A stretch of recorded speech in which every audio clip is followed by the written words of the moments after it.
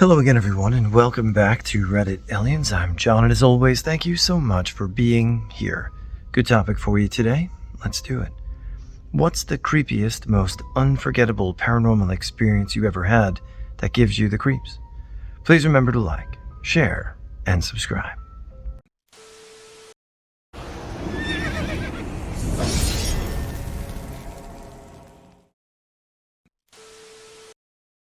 I moved back in with my mom, had a few experiences at her house before, fell asleep on the couch right outside of her room. Her bedroom door is right next to the garage door, so from where I was sleeping I had a clear view of her bedroom door and the garage door.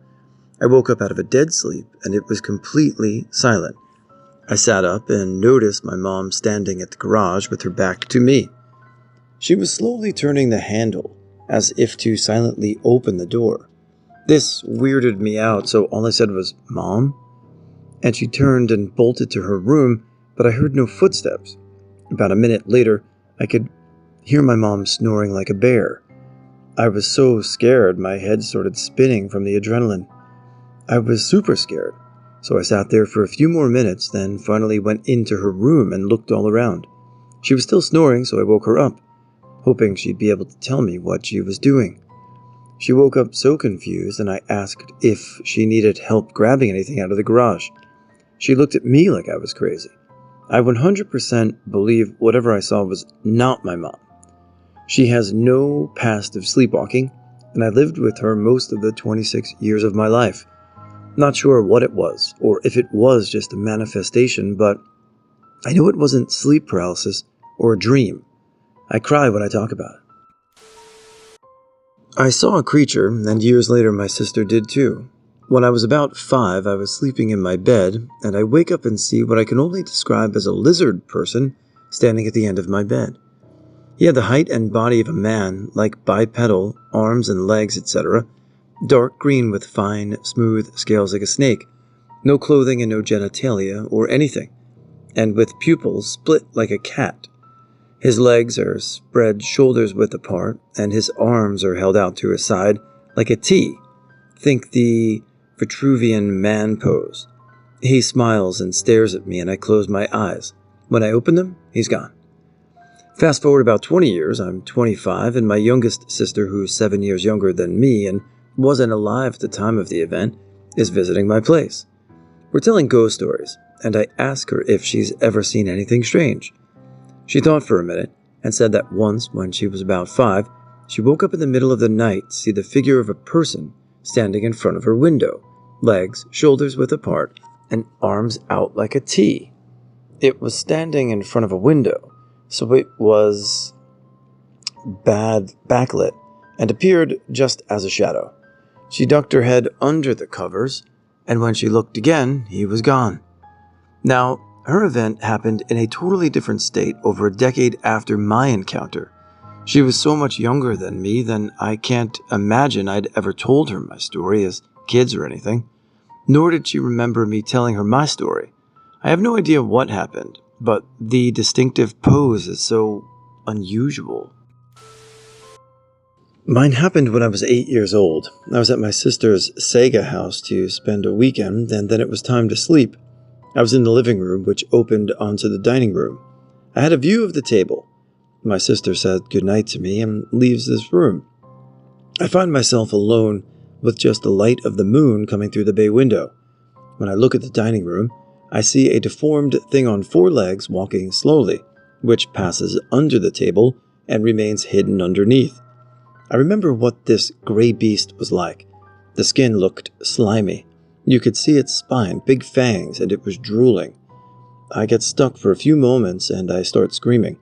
I hide under the duvet. My big sister comes running. I explain everything to her, and she tells me it was nothing. I must have fallen asleep and had a nightmare. It was only later that my sister told me that in this house a lot of weird things had happened in this house, and I experienced many more. I still see this beast in nightmares. In my childhood home, my bedroom was on the upper floor, a spiral staircase leading down from the hallway joining my bedroom and the master bedroom. I can't remember when it started, but I was little when it first started hearing voices downstairs. I remember laying on my stomach with my cheek on the carpet, listening to the very distinct voices of one woman and two men.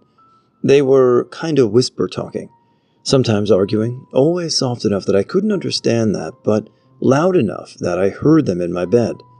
A few times I peeked downstairs. Because of our open floor plan, you could see the entire living room. Oh God. I just realized the voices sometimes came from where the old closet once stood. When I was even younger, I used to sit in that closet in the dark, which I was terrified of, and talk to Grendel, a freaky face I saw in the chipping paint on the wall. Grendel never actually talked, though. It communicated by me basically letting it use my body. I'd relax my neck, and it'd nod or shake my head to answer. It felt weird. It took my parents painting the wall and later destroying that closet for me to stop. Anyway, freaky. It was from where that closet once was, or the corner of the living room. Every time I peeked down there, they'd stop immediately and I wouldn't see anyone. Again, if someone was there, I would have seen them. This wasn't the only weird thing that happened in that house, but it was the only one that happened frequently. Years later, my mom told me, yes, they believed the house had been haunted. They actually got someone to banish it, basically do some kind of ritual before I was born. They thought it was gone. However, that woman also took the opportunity to try to play footsie with my dad during her little seance, so who the fuck knows what she did. If this is something that you believe in, I mean, generally speaking, not this person in particular, could it be that that area was the haunted part of the house that was just covered up but still there? Or is there something explainable? Could it be that there was a little closet there and maybe the walls are thinner so you could hear the people talking? Or, Grendel. I once had a dream I was walking solo down a familiar dirt path toward a wooded area. Side note, the path felt familiar to me in the dream. I had never been down this path before. As I walked toward the wooded area, the feeling of familiarity changed, and the path ended at an old abandoned cemetery under the tree canopy. The familiarity suggested the path continued, and the cemetery should not be there. I was drawn into the cemetery toward a specific grave. The detail was vivid. There was an old stone bench next to a sunken grave. The headstone had an angel on top. The remaining wing had a pine needle dangling off, hanging from a cobweb, drifting in the breeze. It was peaceful and quiet. I immediately woke up and felt like the dream was calling me back. I felt oddly connected. The jolt from waking up was so startling I decided to write the dream down. Fast forward a couple of years, I was considering buying a house with my girlfriend. After we reached a house we were considering, the realtor called and said she was running late. While waiting, we walked outside of the house. Behind the house, we noted a path that with overgrown grass going into some woods. To kill time, we decided to walk the path to the trees. While walking along and enjoying the sun on my face, I was hit with an intense feeling of déjà vu. I knew this place. As we reached the woods, there it was, the abandoned cemetery. It was the same cemetery in my dream. I told my girlfriend I'd visited this place in a dream and described specific details, down to the pine needle. She thought I was trying to pull a stupid prank until she saw the sunken grave, missing wing and stone bench, and even the pine needle hanging off the angel's wings. She immediately walked back toward our car. The entire experience was a copy-paste of my dream, with the exception of my girlfriend being present. Later that day, we were back at my house. She asked me how I knew all the detail. I let her read the dream I wrote down. I described the path, trees, cemetery, and weather perfectly. She refused to ever talk about that experience again. That was around 20 years ago. The experience still haunts me to this day. This happened a few years back. I was alone in my apartment, laying on my bed with my face to the wall. Something made me turn around and I looked straight at a guy with a checkered shirt, blue jeans, black curly hair on his haunches, popped up, looking bewildered and cowered to the foot of my bed as if hiding. I jumped up and there was no one. It happened in a split second. To this day, I still don't know what it was. I saw this guy clearly and I was wide awake. My doors were all locked and there was no feeling of fear or no scaredness in me. It was a once off, but till today I'm baffled and I think about it sometime. People think I must have been hallucinating or something, or just came out of a dream or something like that. So I stopped explaining to them. I just live with this stranger in my room who just dissipated experience with no explanation for it. Like, none. Got a couple. First was experienced by my wife and 3 of our boys. We took a vacation to land between the lakes for 4th of July. We had a cabin at a campground right on the lake. Boys were fishing from the shore and my wife was out there with them. It's 4th of July, so boats are all out and music is playing around the area, and I came outside and my wife asked me if I heard someone yell. I thought she had just heard the music playing, but I went to the shore to listen and a little closer. We could all hear someone screaming for help. My immediate thought was someone fell off of a boat and was hanging onto a buoy, someone on the water. We couldn't see anything, and we kept hearing every few minutes someone yelling, "Help me, please, someone help."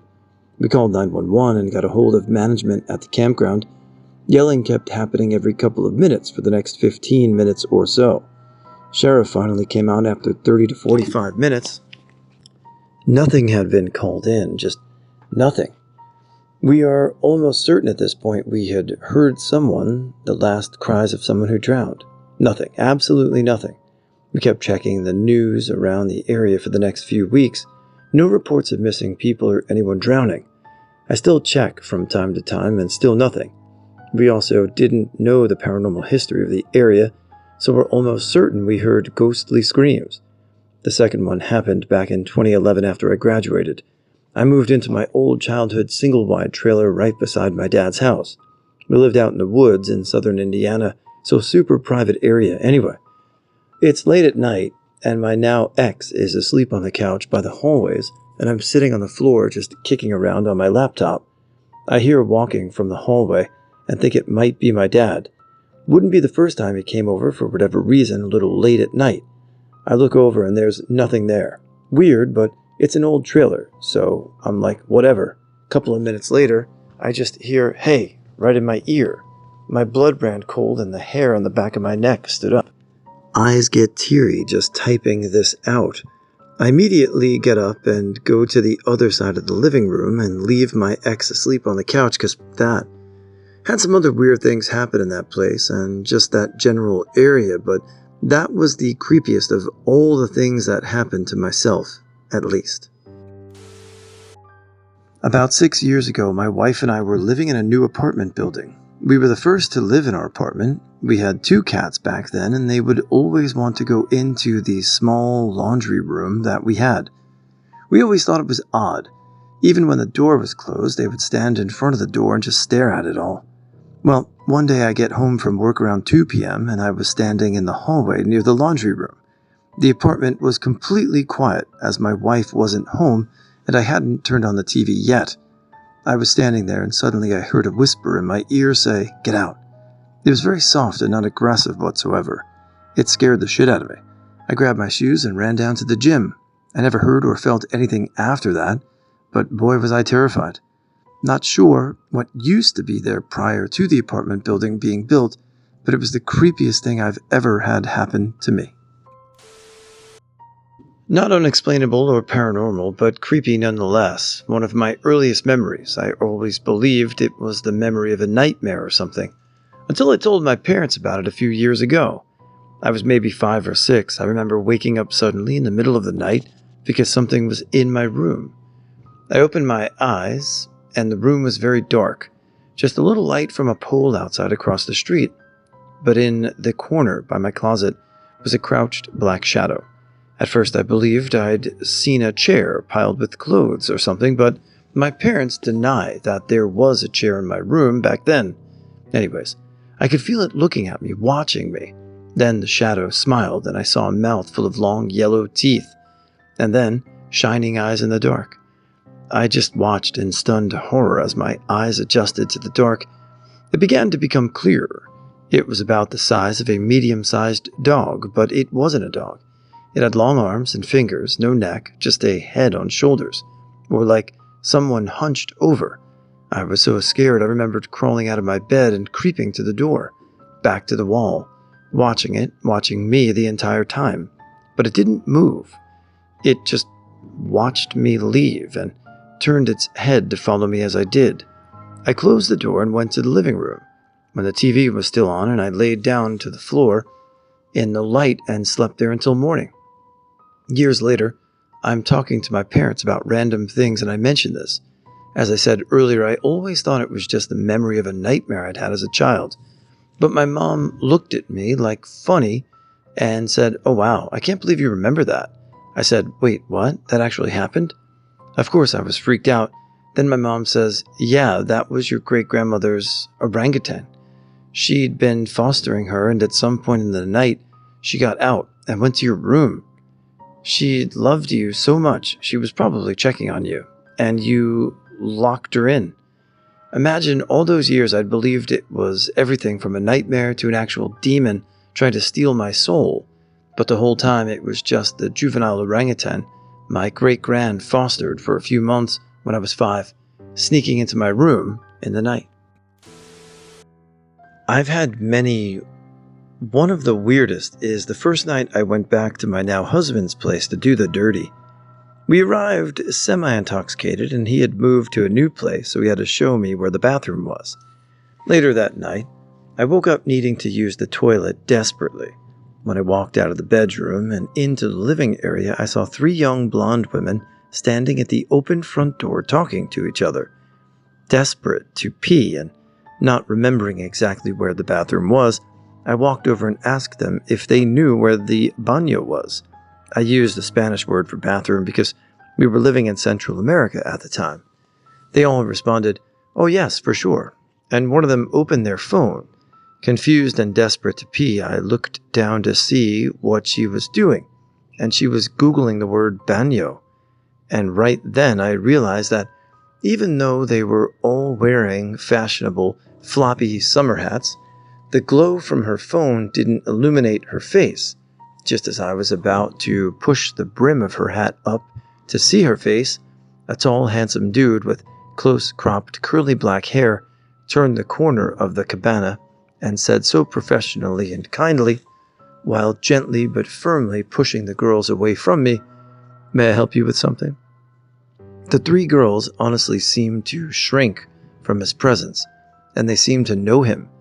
He was also dressed nicely, but oddly for being in the tropics.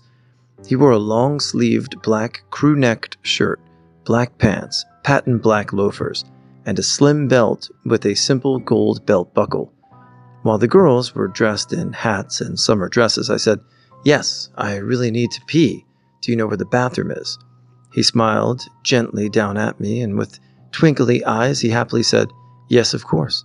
Would you allow me to show you?" As he waved a hand over my head and into the cabana, I said, "Absolutely, please do." So he professionally led me to the bathroom, flicked on the light, and said, "There you are. Now let me give you some privacy." And he respectfully darted out of the room. I had to pee, feeling embarrassed, because once he showed me the bathroom, I remembered where it was and realized how dumb it was that I needed help. So, when I was done, I walked out of the bathroom, and the 4 of them were at the front door, talking to each other. I was about to thank them for the assistance again, but before returning to the bedroom, I suddenly got the most malevolent feeling, and I rushed back to bed and hid behind my now husband, wondering what I'd suddenly felt all creeped out about, but eventually fell back to sleep. The next morning, we were hanging out with a guy in the cabana next to his. When I mentioned what took place earlier, they both looked at me like I was insane, and then laughed at me hard, saying I must have been drunk as hell. I wasn't. He's the only 2 houses in 10 miles are theirs, and there's absolutely no one else around, let alone women wearing hats and a man that knows where the effing bathroom is. And the cabanas have no electricity, so no effing way he turned on the light. That happened 10 years ago, and I still can't figure it out. I immediately got up and retracted my steps and actions and even the bathroom. It was all exactly like the night before. And there was a light switch, but it was there for future electricity. I'll always wonder who they were and why they were there. It was one of, if not the first times I was home alone overnight. I would have been 13 to 15, so not too young, but still basically a kid. I was sleeping in my parents' bedroom. They had the comfy bed and the TV in their room on the first floor of our house. We lived in a rural area, cornfields behind us, an elderly neighbor on either side, and the main road in front. Across the street was a very small church, less than 30 members in their congregation. Our lawns were fairly large, around an acre, with the neighbors 50 to 100 feet away to the sides. We shared a driveway with our right side neighbor, and my parents left cars in the driveway, so it wasn't immediately obvious that my parents weren't home. It was very late. I can't remember if I was already aware of this, if it woke me, but I remember I was laying in bed with all the lights off in the house. Their bed was positioned by a window with bushes, shrubs, and ivy extending around the side of the house under the window. As I lay in bed, I heard someone whistling right next to the window.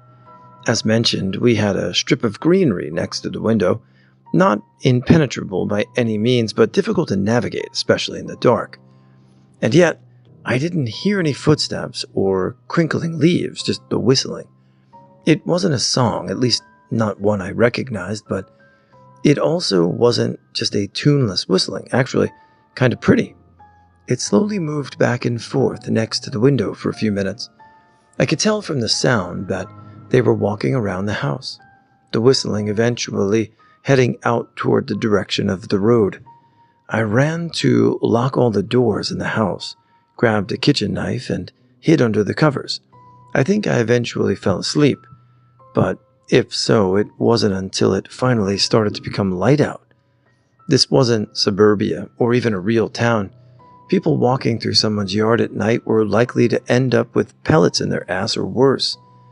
There were maybe 100 people in the town, just a short stretch of road with houses on either side. Behind my house, the direction the whistler came from, was a small patch of woods, with cornfields behind that stretched for miles and miles.